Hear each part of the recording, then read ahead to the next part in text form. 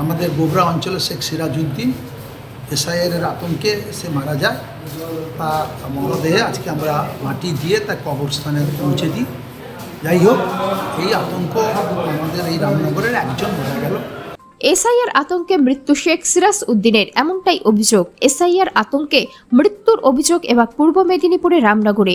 এলাকার এক বাসিন্দা শেখ সিরাজউদ্দিন রামনগর 1 নম্বর ব্লকের কাটাবনি গ্রামে বাড়ি তার। পূর্বপুরুষরা কেউ বাংলাদেশ বা অন্য কোনো জায়গা থেকে আসেনি বলেই দাবি এলাকাবাসীর। বহুদিন বিদেশেও ছিলেন, বর্তমানে দেশে ফিরে দীঘায় একটি হোটেলও করেছেন। গতকাল কাগজপত্র বার করতে গিয়ে বাবার নাম ভুল দেখেন।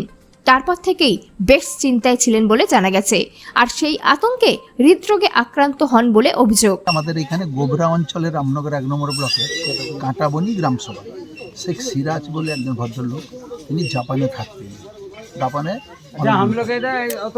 তারপরে কিছুদিন এই 2-3 দিন 4 দিন 5 দিন আগে তিনি বাড়ি এসেছেন। বাড়ি আসার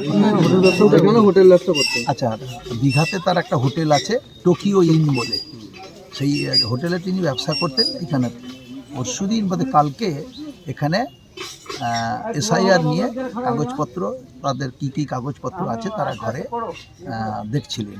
দেখার পরে ওনার বাবার নামটা একটা ভুল হয়েছে। সেই ভুল হওয়ার পরে সবাই আলোচনা করছিলেন। আলোচনা করার পরে তিনি অসুস্থ হয়ে যাওয়ার পরে তিনি মারা যান হসপিটালে নিয়ে যাওয়ার পরে।